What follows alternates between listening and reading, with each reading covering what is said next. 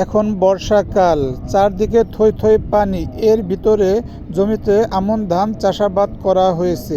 মাশাআল্লাহ, আলহামদুলিল্লাহ, খুব সুন্দর ধান হয়েছে। কৃষকরা ধান কাটতেছে, আলহামদুলিল্লাহ।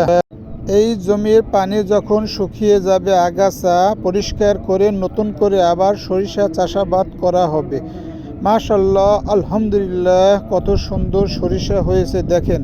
প্রত্যেকটি ফুলে ফুলে হলুদ হয়ে আছে, সোনালি কালার। ফুল থেকে ফুল ঝরে গিয়ে ফসলে রূপান্তরিত হয়েছে। আলহামদুলিল্লাহ, কত সুন্দর ফল হয়েছে। এই ফল আস্তে আস্তে বাতি হবে, তারপর সরিষাগুলো উঠিয়ে এক জায়গা জমা করা হবে। এই সরষাগুলো বাড়ির আঙিনায় নিয়ে যেমন খড়ের পালা দেওয়া হয়, ঠিক ওরকমভাবে গোল করে একটি খড়ের পালা দেওয়া হবে, অর্থাৎ জাগ দেওয়া হবে 3 থেকে 4 দিন পর্যন্ত। দেখেন কিভাবে জাগ দেওয়া হয়, গোল করে একটি খেরের মালা চা করেছে, ওইখানে 3 থেকে 4 দিন পর্যন্ত জাগ দেওয়া হবে। এরপর সরিষাগুলো রোদ্রে শুকিয়ে বাজারে বিক্রি করা হবে। সরিষার পরে নতুন করে আবার পানি সেচ দেওয়া হচ্ছে।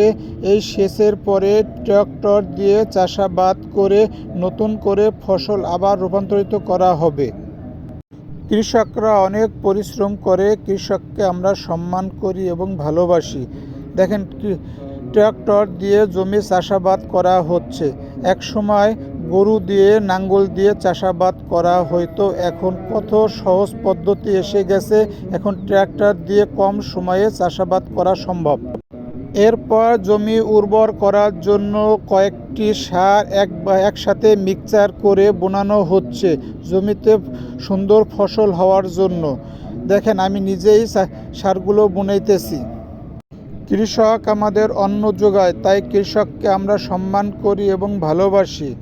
কৃষককে কখনো ছোট করে দেখবেন না। একটা জিনিস বলতে ভুলে গেছি, আমার বাড়ি ফরিদপুর ভাঙ্গা থানা সদরদি গ্রাম। দুপুরের খানা খাইতেছি চকে বসে, কি মজা! বাড়ির চাইতে খুব মজা লাগে চকে খেলে। যে খেয়েছেন সেই এই মজা অনুভব করতে পারবেন।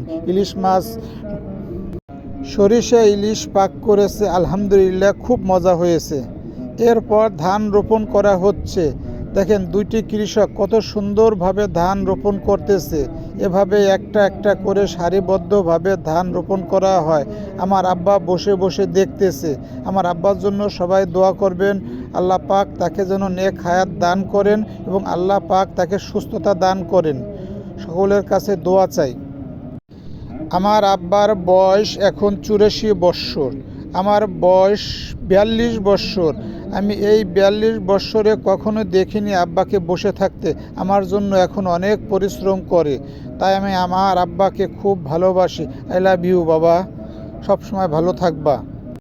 প্রত্যেকটা ভাই ও বোনদের বলতেছি, বাবাকে সম্মান করুন, বাবাকে ভালোবাসুন।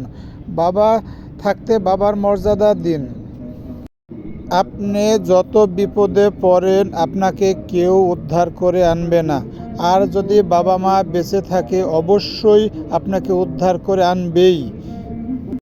আমার ভিডিওটা দেখে যদি ভালো লাগে, আপনার একটা লাইক, আপনার একটা কমেন্ট, আপনার একটা শেয়ার চাই। সবাই ভালো